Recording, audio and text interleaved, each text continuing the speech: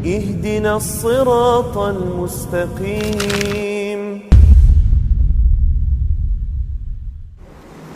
Bismillahirrahmanirrahim. Assalamualaikum warahmatullahi wabarakatuh.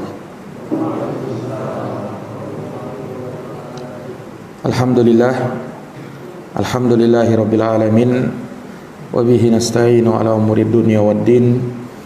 Asyhadu an la ilaha illallah wahdahu la syarikalah. Wa asyhadu anna Muhammadan abduhu wa rasuluh. Sallallahu alaihi wa ala alihi wa sahbihi wa man tabi'ahum bi ihsanin ila yaumiddin wa sallama tasliman katsira, amma ba'd. Allahumma la ilma lana illa ma 'allamtana innaka antal alimul hakim. Allahumma 'allimna ma yanfa'una wanfa'na bima 'allamtana wa zidna ilman ya karim. Ikhwani fid din wa akhwati fillah, a'azzani Allah wa iyyakum. Alhamdulillah, pada malam hari ini kembali kita dapat melanjutkan pembahasan dari kitab Tauhid alladhi huwa haqqullahi 'alal 'abid, karya Syekhul Islam Muhammad bin Abdul Wahhab An-Najdi rahimahullahu taala, di mana kita masih dalam bab al-khauf minasyirik, bab takut dari kesyirikan, dan bahwasanya kesyirikan adalah perkara yang wajib untuk diwaspadai, terutama bagi setiap muslim dan muslimah. Telah kita bacakan dua ayat yang beliau bawakan terkait dalam bab ini, dan berikutnya beliau akan menyebutkan hadits-hadits dari Rasulullah sallallahu alaihi wasallam. Kata beliau di sini, wa fil hadis, dan di dalam sebuah hadis, di dalam sebuah hadis, ya, maksudnya hadis yang marfu, yang disandarkan kepada Rasulullah sallallahu alaihi wasallam. Apa itu hadis? Hadis itu secara bahasa artinya berita. Hadis secara bahasa artinya berita. Di dalam Al-Qur'an, dalam surat At-Tur ayat 34, Allah berfirman, "Falyatu bihaditsin mitsli in kanu shadiqin." Maka hendaknya mereka mendatangkan haditsin mitsli, yakni suatu berita. Hadis di sini diartikan suatu berita yang semisal dengan Al-Qur'an, jika mereka adalah orang-orang yang jujur. Nah, ini menunjukkan bahwa hadis secara bahasa bermakna al-khabar, yaitu sebuah berita. Hadis Nabi maksudnya sebuah berita dari Nabi sallallahu alaihi wasallam. Nah, adapun menurut istilah, maka hadis itu adalah ma'udifa ila Rasul sallallahu alaihi wasallam, segala yang disandarkan kepada Rasulullah, segala yang disandarkan kepada Rasulullah, min qaulin au fi'lin au iqrarin au wasfin, baik berupa ucapan, perbuatan, persetujuan ataukah sifat. Baik berupa perbuatan, perkataan, perbuatan, persetujuan atau sifat. Nah, ini hadis.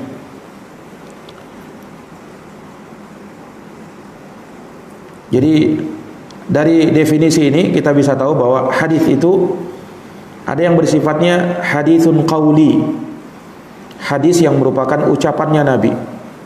Innamal a'malu binniyat, setiap amalan itu hanyalah tergantung dengan niatnya. Terkadang ada hadis fi'li, hadis perbuatan Nabi SAW. Ketika disebutkan karena Nabi SAW yaf'alu kada, bahwa Nabi SAW misalnya melakukan perbuatan ini dan itu. Nah, ini hadis fi'li. Terkadang ada yang merupakan iqrari, hadithun iqrari, yang merupakan persetujuan Nabi. Seperti hadis Nabi menyetujui Bilal dalam salat sunnahnya setiap kali berhadas. Setelah itu beliau berwudu dan salat sunnah ba'dal wudu. Itu hadis iqrari. Dan ada yang merupakan wasfi, hadis yang merupakan sifat Nabi. Sifat Nabi ada dua, ada sifat yang merupakan fisik Nabi dan ada sifat akhlaknya Nabi. Terkait dengan akhlak Nabi, Aisyah menyebutkan kana khuluquhul Quran. Akhlaknya Nabi itu adalah Al-Quran. Terkait dengan sifat fisik Nabi, itu disebutkan banyak dalam kitab Syama'il Muhammadiyah, bagaimana fisiknya Rasulullah sallallahu alaihi wasallam. Kana ajwadan nasi wa ajmalan nasi wa asja'an nasi. Rasulullah itu orang yang paling dermawan, orang yang paling tampan, dan orang yang paling pemberani. Sebagaimana dalam hadis riwayat Al-Imamul Bukhari dan Imam Muslim. Nah, para ulama ahli hadis membagi hadis menjadi dua. Ada hadis mutawatir dan ada hadis ahad. Di hadis itu ada dua, ada hadis mutawatir dan ada hadis ahad. Kalau hadis mutawatir itu didefinisikan oleh para ulama, ma rawahu adadun katsir tuhilul adatu tawatu'uhum 'alal kadhib.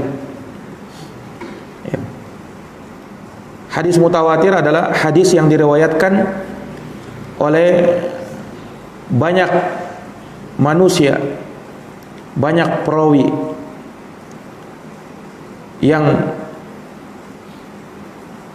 mustahil menurut adat kebiasaan mereka bersepakat untuk berdusta di dalam menyampaikan hadis tersebut. Terlalu banyak riwayat-riwayat yang menyebutkannya. Seperti misalnya hadis terkait dengan kemunculan Dajjal, Imam Mahdi, turunnya Nabi Isa. Ini hadis-hadis yang mutawatir, dinukil oleh banyak para sahabat, diriwayatkan oleh banyak para imam setelah para sahabat. Mustahil mereka bersepakat untuk berdusta di dalam menyampaikan hadis tersebut. Nah, hadis mutawatir itu ada dua. Ada hadis mutawatir lafzi dan ada hadis mutawatir ma'nawi. Kalau hadis mutawatir lafzi, yakni secara lafaz dari Nabi SAW mutawatir. Misalnya hadis man kadzaba alayya muta'ammida falyatabawwa maq'adahu minan nar. Siapa yang berdusta atas namaku dengan sengaja, maka hendaknya dia menempatkan atau mempersiapkan tempat duduknya di dalam neraka. Ini hadis mutawatir lafzi, secara lafaz mutawatir. Ada mutawatir ma'nawi. Mutawatir ma'nawi, secara makna mutawatir dia. Seperti hadis terkait dengan mengangkat kedua tangan di dalam berdoa. Mengangkat kedua tangan di dalam berdoa. Seorang berdoa disyariatkan mengangkat tangan. Dan hadis-hadisnya mutawatir. Hadis-hadisnya mutawatir dari Nabi sallallahu alaihi wasallam. Iya. Itu hadis mutawatir. Jadi hadis yang diriwayatkan oleh jumlah yang sangat banyak dari para perawi yang mustahil mereka semuanya berdusta di dalam hal tersebut.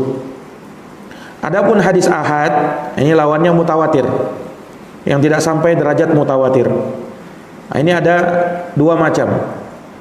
Ditinjau dari adat turuknya, jumlah jalan-jalannya, dan bisa ditinjau dari kekuatan dan kelemahannya. Kalau hadis ahad ditinjau dari banyaknya jalan-jalannya, maka dia ada tiga. Ada hadis gharib, aziz, dan masyhur. Kalau hadis gharib itu yang diriwayatkan oleh satu orang perawi dari satu orang, kemudian dari satu orang, seperti hadis innamal a'malu binniyat. Tidak ada yang meriwayatkan hadis tersebut dari Nabi innamal a'malu binniyat kecuali Umar bin Khattab saja. Dan Umar meriwayatkan hadis tersebut kemudian dinukil oleh satu orang rawi yang meriwayatkan dari Umar bin Khattab yang bernama Alqamah Al-Laythi. Nah, Hanya beliau saja yang meriwayatkan dari Umar bin Khattab. Kemudian dari Alqamah Al-Laythi tidak ada yang meriwayatkannya kecuali Muhammad Al-Ansari. Tidak ada yang meriwayatkannya kecuali Muhammad Al-Ansari. Nah, ini namanya hadis ahad. Hadis yang diriwayatkan dari satu orang meriwayatkan dari satu orang. Nah, kalau hadis aziz ini tidak kurang dari dua orang. Dari dua orang yang meriwayatkannya, maka disebut dengan hadis aziz. Dan ada yang ketiga, hadis masyhur. Kalau hadis aziz seperti misalnya sabda Nabi SAW, la yu'minu ahadukum hatta akuna ahabba ilaih min walidihi wa waladihi wan nasi ajma'in. Tidak beriman seorang dari kalian sampai aku lebih dia cintai dari orang tuanya, dari anaknya, dan dari seluruh manusia. Kalau hadis masyhur, hadis yang diriwayatkan oleh 3 orang lebih, disebut dengan hadis masyhur, diriwayatkan dari 3 orang lebih selama belum mencapai derajat mutawatir. Ini seperti hadis Rasulullah sallallahu alaihi wasallam pernah bersabda, al-muslimu man salimal muslimuna min lisanihi wa yadihi. Seorang muslim itu adalah kaum muslimin yang lainnya selamat dari gangguan lisan dan tangannya. Ini hadis masyhur. Nah, kemudian hadis ahad ditinjau dari kekuatan dan kelemahannya terbagi menjadi 2. Ada hadis makbul dan ada hadis mardud. Kalau hadis makbul terbagi 2. Ada hadis sahih dan ada hadis hasan. Sementara hadis mardud ada 1, yaitu hadis dhaif. Ini yang kita kenal, terkadang kita hukumi hadisnya sahih, hadisnya hasan, hadisnya dhaif. Kalau hadis sahih itu yang bersambung sanadnya, mattasala sanaduhu binaqli adlin dhabit, dinukil oleh seorang rawi yang adil, yang sempurna dhabitnya. Kemudian min ghairi syududin wala illah, tidak ada syad di dalamnya dan tidak ada cacatnya. Sementara hadis hasan, ya, dia seperti hadis sahih, hanya dhabatnya lebih kurang, khafifud dhabat. Dari sisi hafalannya mungkin agak kurang, atau catatannya kurang dan seterusnya. Tetapi masih bisa dijadikan hujjah. Maka dia dikatakan hadis hasan. Derajatnya lebih kurang daripada hadis sahih. Kemudian yang ketiga ada hadis dhaif. Ini pembagian hadis yang mardud, yang ditolak, tidak bisa dijadikan hujjah. Yaitu hadis yang tidak terkumpul darinya sifat hadis hasan. Ya, karena salah satu dari syaratnya itu tidak terpenuhi padanya syarat dari hadis-hadis hasan. Ya seperti misalnya, ya hadis sahih banyak ya. Hadis dhaif itu banyak. Termasuk di dalamnya hadis maudhu', hadis palsu, itu bagian hadis dhaif, tetapi berada pada derajat dhaif yang paling rendah. Kemudian ada hadis mungkar, kemudian ada hadis matruk, kemudian ada mursal, ada mu'dhal, ada munqati' dan seterusnya. Ini pembagian hadis dipelajari dalam ilmu mustalahul hadis. Adapun hadis sahih dan hadis hasan itu kita dapati dalam 2 kitab sahih, yaitu Sahih Al-Bukhari dan Sahih Muslim. Ini tidak diragukan lagi. Kalau diriwayatkan oleh Bukhari dan Muslim pasti sahih atau paling tidak hasan. Sementara kalau hadisnya diriwayatkan oleh selain Bukhari dan Muslim, maka di situ ada yang dhaif, ada yang sahih. Seperti Sunan Abu Dawud, Tirmizi, An-Nasai, Ibnu Majah. Bahkan yang menisbatkan bukunya dengan kitab sahih pun seperti Sahih Ibnu Khuzaimah, Sahih Ibnu Hibban. Walaupun mereka namakan sahih, tetapi setelah diperiksa di dalamnya ada hadis-hadis yang dhaif. Butuh diperiksa. Butuh diperiksa. Sementara kalau Bukhari, Muslim sepakat ulama, sepakat umat bahwa semuanya adalah hadis yang sahih. Kalau selain Bukhari dan Muslim kita perlu melihat kesahihannya, keabsahannya, dan ulama yang paling besar perhatiannya terhadap memisah dan memilah mana hadis sahih, mana hadis dhaif, ada dua orang ulama ahli hadis. Yang pertama Syekh Muhammad Nasiruddin Al-Albani rahimahullah, dan yang kedua Syekh Muqbil Ibnu Hadi Al-Wadi'i rahimahullahu taala. Inilah kedua ulama yang memang pakar hadis di abad ini. Nah, dan darinya bercabang murid-murid mereka. Ya, seperti Syekh Al-Albani, murid-muridnya sangat banyak, bertebaran sampai pada hari ini yang kesemuanya adalah ahli hadis. Demikian pula Syekh Muqbil. Nah, rata-rata murid-murid beliau itu semuanya ahli hadis sampai pada di zaman sekarang ini. Nah, itu semuanya adalah ahli hadis, ya, muhaddis, orang yang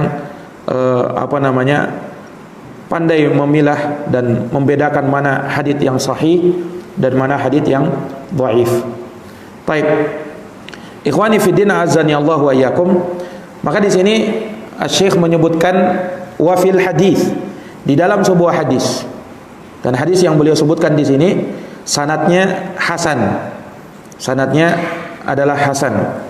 Nah, di mana Rasulullah sallallahu alaihi wasallam bersabda, akhwafu ma akhafu alaikum syirkul asghar, fasuila anhu faqala ar-riya. Yang paling aku khawatirkan dari apa yang aku khawatirkan menimpa kalian adalah syirik kecil. Fasuila anhu faqala ar-riya. Kemudian Nabi ditanya tentang hal tersebut, apa itu syirik kecil? Maka Rasulullah bersabda, syirik kecil itulah riya. Seseorang beramal niatnya bukan karena mengharapkan wajah Allah Subhanahu wa taala. Nah, ikhwani fiddin azani Allah wa iyyakum, di dalam hadis ini terdapat keterangan bahwa syirik itu ada yang besar dan ada yang kecil. Di sini Nabi mengatakan asyirkul asghar, ada syirik yang kecil. Jadi pembagian syirik besar dan syirik kecil itu dari Nabi sallallahu alaihi wasallam. Beliau yang menyebutkan ada syirik kecil. Kalau ada syirik kecil, berarti di sana ada syirik besar. Di sana ada syirik besar. Nah, dan para ulama juga menyebutkan pembagian yang ketiga, yaitu asyirkul khafi, syirik yang tersembunyi. Walaupun syirik yang tersembunyi ini kadang bisa masuk dalam syirik akbar dan kadang bisa masuk dalam syirik asghar, syirik yang kecil. Iya, disebutkan dalam hadis, ya, Rasulullah SAW bersabda, ala ukhbirukum bima huwa akhafu alaikum minasyirkil minal masihid dajjal. Inginkah aku kabarkan kepada kalian, kata Nabi, akan hal yang paling aku khawatirkan menimpa kalian, bahkan melebihi kekhawatiranku terhadap fitnah al-masih ad-dajjal? Qalu bala, kata para sahabat, iya ya Rasulullah. Apa itu? Maka Rasulullah bersabda, asyirkul khafi, syirik yang tersembunyi. Yaqumur rajul, di mana seseorang itu berdiri, fayuzayyinu salatah, lalu dia membaguskan salatnya, lima yara min nadhari rajul, karena ada orang yang memperhatikan dan melihat dirinya. Karena ada orang yang memperhatikan dan melihat dirinya. Nah, ini ikhwani fiddin a'azani Allahu wa iyyakum. Baik. Dan perhatikan hadis yang mulia ini, ketika Rasulullah mengatakan akhwafu ma akhafu alaikum, yang aku paling khawatirkan menimpa kalian. Ini Nabi berbicara kepada siapa ini? Kepada para sahabat, ya kan? Kepada para sahabat. Ini khitab diarahkan kepada sahabat. Karena yang hidup di masa Nabi ya tentunya para sahabat. Yang beriman dengan Nabi ya tentunya para sahabat. Jadi hadis ini ditujukan kepada sahabat. Sahabat itu kita tahu mereka orang yang berjihad di jalan Allah, ya kan? mereka yang menimba ilmu langsung dari Rasulullah, mereka yang dipersaksikan keimanannya, bahkan dijadikan barometer keimanannya, mereka yang sangat mengenal agama ini dengan pengenalan yang sangat baik, ilmu mereka luar biasa, pendidikan mereka betul-betul terarah. Mereka orang yang jangankan kesyirikan, kemaksiatan yang kecil saja mereka sangat mengkhawatirkan diri mereka atasnya, apalagi kesyirikan. Bersamaan dengan itu, Nabi SAW mengkhawatirkan syirik ini menghinggapi para sahabat.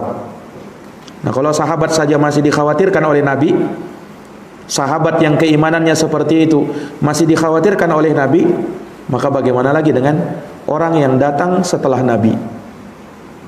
Dan bagaimana lagi orang yang datang dan berada di akhir zaman seperti kita sekarang ini? Tentu lebih dikhawatirkan lagi terhadap yang namanya syirik.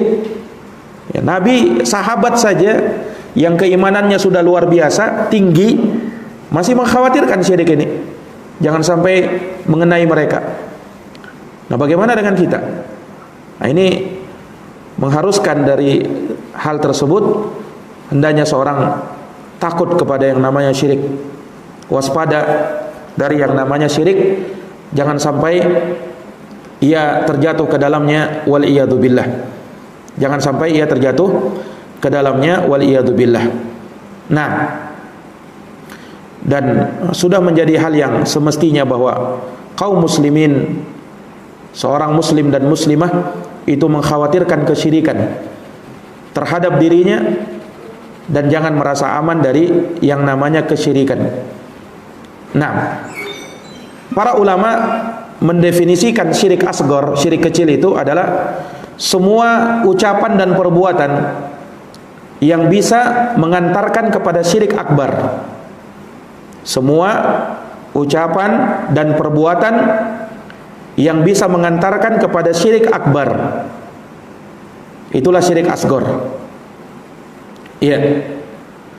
Nah, disebutkan dalam fatwa Lajnah Daimah, kata mereka bahwa syirik asghar itu adalah semua yang dilarang oleh syariat dari perkara yang bisa mengantar kepada syirik akbar, yang bisa menjadi dari'ah, pengantar kepada syirik besar.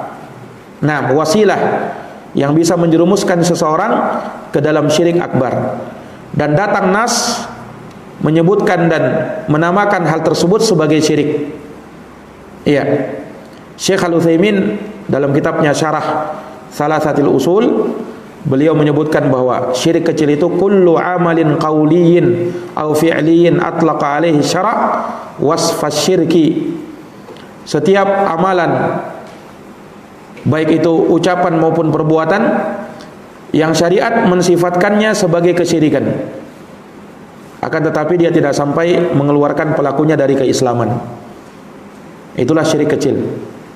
Dan Nabi di sini ketika ditanya apa itu syirik kecil, maka beliau sallallahu alaihi wasallam menyebutkan ar-riya, yaitu riya. Riya itu berasal dari kata ro'a yurai, yang artinya melihat atau memperlihatkan. Itu riya. Maksudnya riya itu adalah seseorang yang beramal karena ingin dilihat oleh orang. Dan riya yang menjadi syirik kecil di sini adalah yasirur riya, riya yang kecil, riya yang sedikit. Karena kalau riya yang besar, riya yang banyak, ini bisa masuk dalam syirik akbar, syirik besar. Nah, ini ikhwani fiddin a'azani Allahu wa iyyakum. Jadi riya, seseorang tatkala beribadah kepada Allah, namun dia maksudkan agar manusia melihat dirinya, agar manusia memuji dirinya, agar manusia mengatakan dia sebagai seorang ahli ibadah.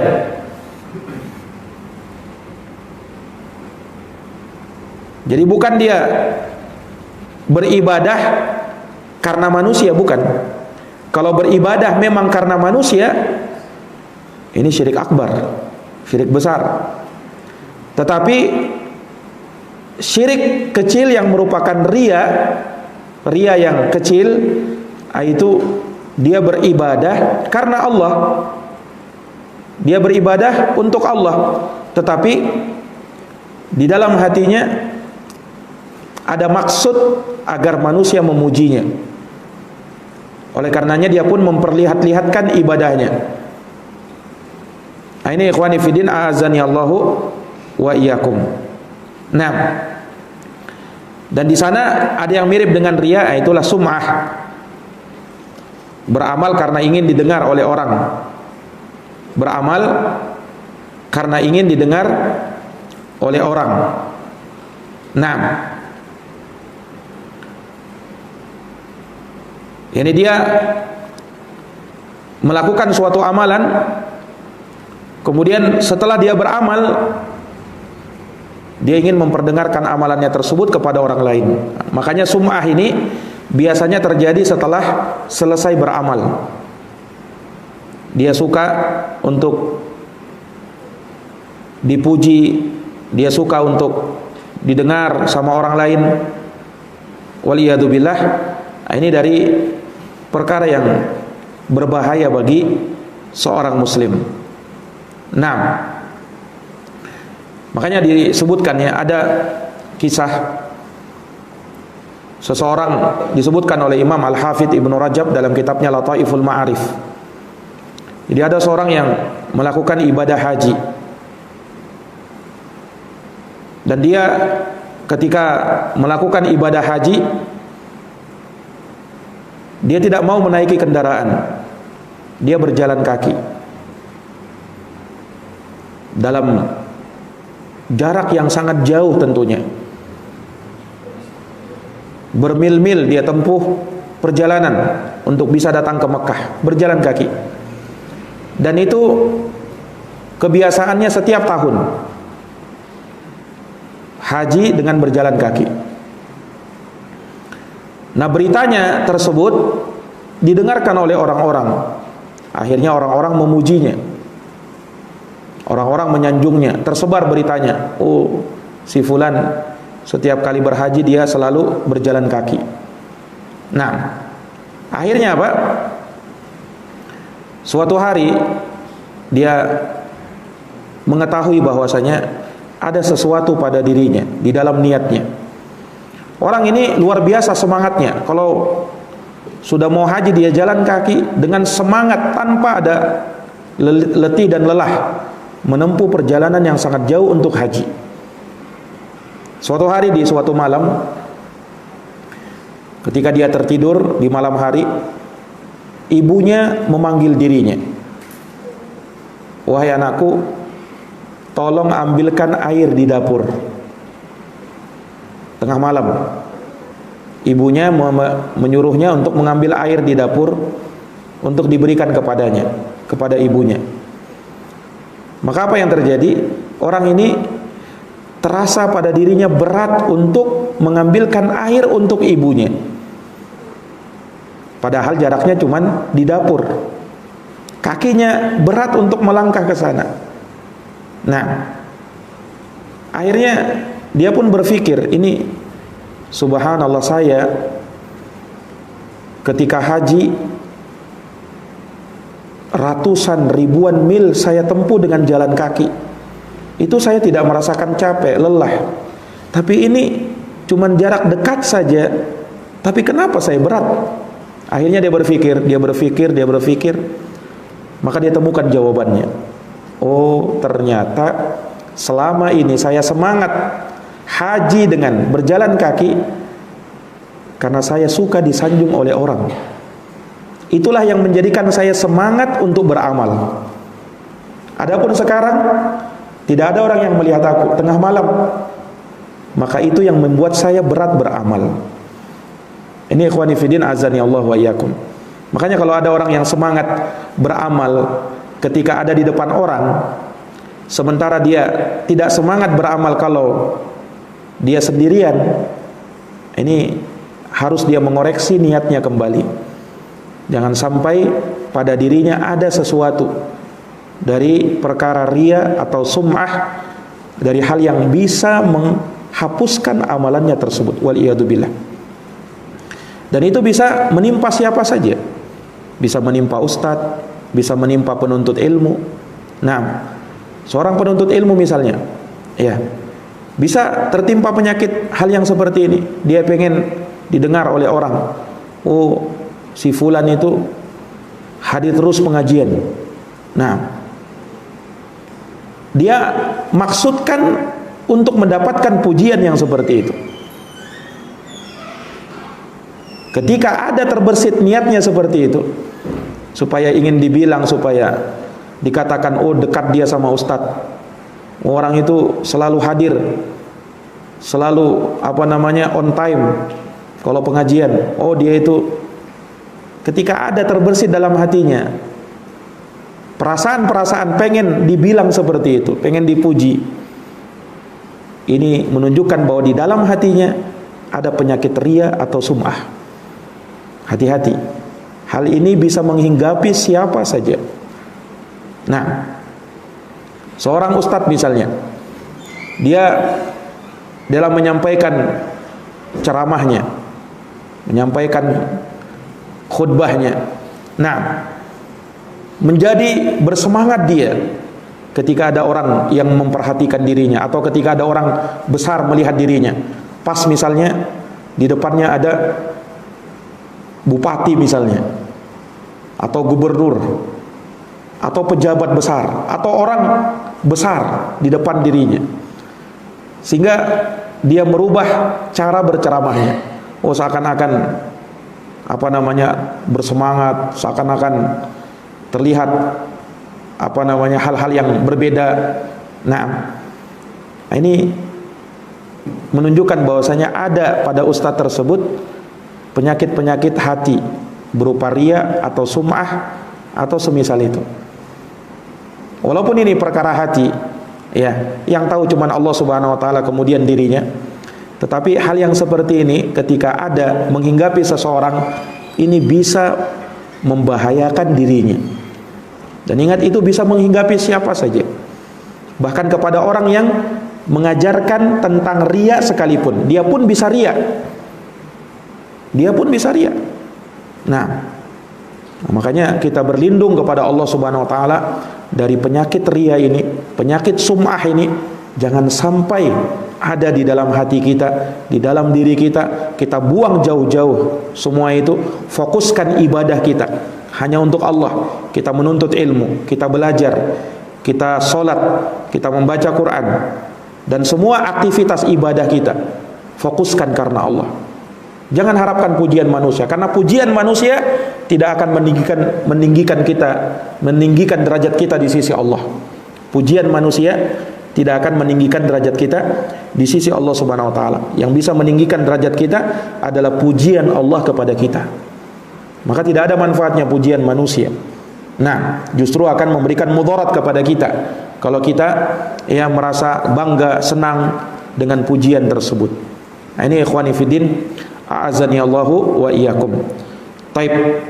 Berbeda ketika ada orang yang memperlihatkan amalannya tetapi dengan maksud agar orang lain mencontohnya. Ini beda-beda tipis ini yang seperti ini.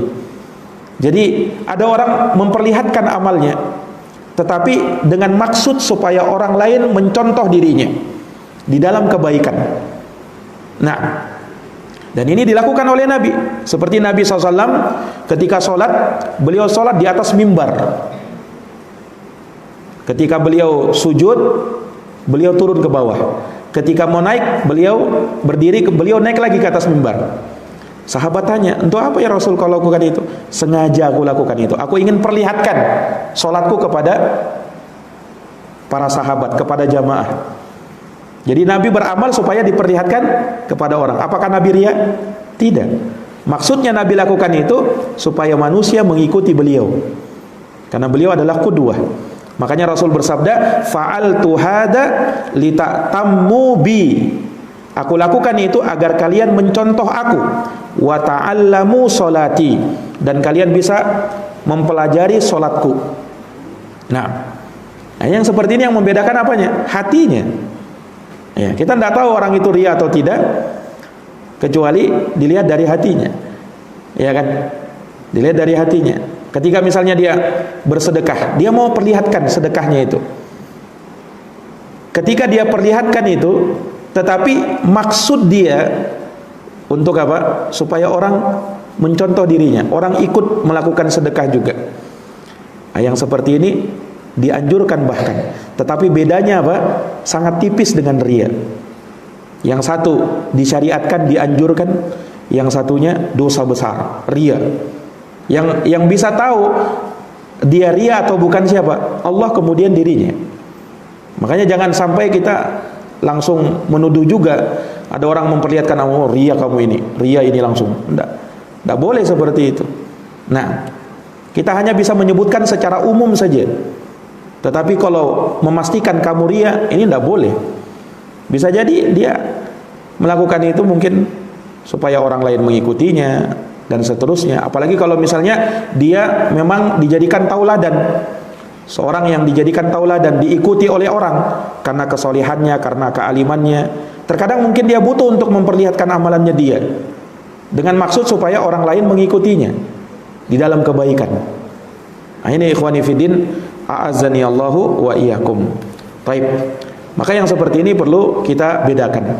Nah, ikhwani fiddin, a'azzani Allahu wa iyyakum, terkait dengan masalah riya ini, ya, terkait dengan masalah riya ini, ulama menyebutkan hukum-hukum terkait di dalamnya. Iya. Apakah riya itu langsung membatalkan amalan yang kita kerjakan? Atau adakah rinciannya? Ya, ulama merinci. Ketika riya ada dalam suatu amalan, apakah amalan itu otomatis menjadi batal? Dilihat. Yang pertama, apabila riya muncul di awal amalan, dari awal ibadah dia riya, sehingga dia tidak beribadah kecuali riya, maka yang seperti ini amalnya batal, tertolak, tidak diterima oleh Allah. Rasulullah pernah bersabda, ana aghnas syuraka anisyirki man amila amalan asyraka ma'i fihi ghairi taraktuhu wa syirkahu. Hadis qudsi. Barang siapa atau aku, kata Allah, tidak butuh dengan serikat-serikat dari kesyirikan. Siapa yang beramal suatu amalan yang dia berbuat syirik di dalamnya bersamaku dengan selainku, maka aku tinggalkan dirinya dan kesyirikannya. Jadi kalau riya muncul dari awal amalan, maka amalnya batal. Yang kedua, kalau riya muncul di tengah amalan, bukan dari awal, dari awalnya ikhlas, munculnya di tengah amalan, munculnya di tengah amalan, apakah amalnya batal atau tidak? Ini dirinci menjadi dua rincian. Yang pertama, kalau riya datang muncul di tengah amalan, awalnya ikhlas ya, kemudian di tengah amalan muncul riya dan dia berusaha menolaknya, muncul riya, dia berusaha menolaknya. Yang seperti ini tidak membahayakan dirinya. Misalnya ya, ada orang sholat di rakaat pertama, mulai dari rakaat pertama dari sholat takbiratul ihram, ikhlas dirinya. Nah, kemudian di rakaat berikutnya, rakaat kedua, ada orang masuk di dalam masjid, kemudian muncul riya pada dirinya. Pas muncul, langsung dia tolak, langsung dia apa? Dia tolak riya tersebut. Iya. Maka yang seperti ini tidak membahayakan amalannya, amalannya tetap sah. Bahkan dia tergolong sebagai orang yang berjihad, tergolong sebagai orang yang berjihad karena melawan apa? Melawan riya yang mau masuk. Nah, yang kedua, apabila riya datang di tengah ibadah dan dia tidak berusaha untuk melawannya, bahkan dia bernikmat-nikmat di situ. Ya, riya itu nikmat juga. Ini seorang yang melakukan riya, ketika dia memamerkan amalannya, berusaha, ya ketika dia sholat memperlama rukunya, sujudnya, atau seakan-akan dia terlihat khusyuk, pura-pura mau menangis. Nah, dia merasakan kelezatan di situ. Ya, dia tidak berusaha untuk menolaknya, bahkan dia bernikmat-nikmat dengannya, ya merasa nyaman dengan hal tersebut. Nah, Maka yang seperti ini ikhwani fiddin, a'azani Allah wa iyyakum, apakah amalannya batal atau tidak? Dirinci lagi menjadi dua. Dirinci lagi menjadi dua. Yang pertama, kalau ibadahnya dari awal sampai akhir berhubungan, maka amal ibadahnya batal. Amal ibadahnya batal. Kalau berkaitan satu sama lain dari awal sampai akhir, seperti sholat. Sholat itu berkaitan antara rakaat pertama dengan rakaat kedua, rakaat ketiga dan rakaat keempat. Ya kan?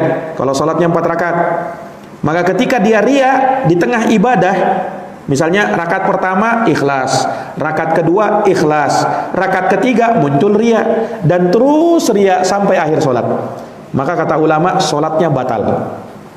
Sholatnya batal. Kenapa? Karena sholat itu berhubungan antara satu rakaat dengan rakaat setelahnya. Dari awal sampai akhir itu berhubungan. Maka ini amalnya semuanya batal. Yang kedua, ada orang yang bersedekah 100.000 misalnya, 50.000 ikhlas.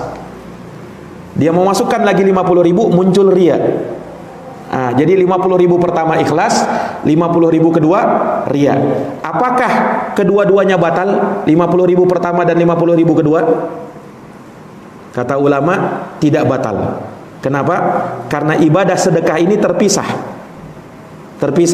Karena dia punya uang 50 ribuan dua, yang pertama dia masukkan ikhlas. Pas mau masukkan yang kedua, ada orang di sampingnya, langsung muncul ria. 50.000 kedua ria. Yang batal cuma 50.000 kedua. Adapun 50.000 pertama ikhlas tidak batal. Kenapa? Karena amalan ini terpisah antara satu dengan yang lainnya. Mirip dengan puasa. Ketika misalnya dia berpuasa di hari pertama ikhlas, hari kedua ria, maka puasa yang pertama tidak batal. Karena terpisah antara puasa hari pertama dengan puasa hari kedua.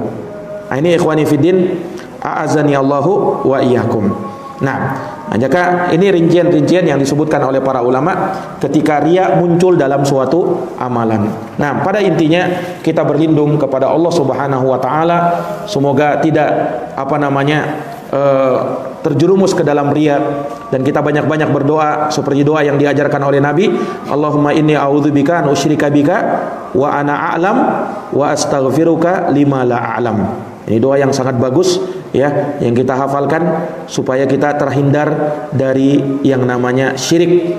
Ya, syirik kecil seperti riya dan semisalnya. Nah, innahu waliyudzalika wal qadiru alaih. Subhanakallahumma wa bihamdika asyhadu an la ilaha illa anta astaghfiruka wa atubu ilaik. Walhamdulillahirabbil alamin. Wassalamualaikum warahmatullahi wabarakatuh.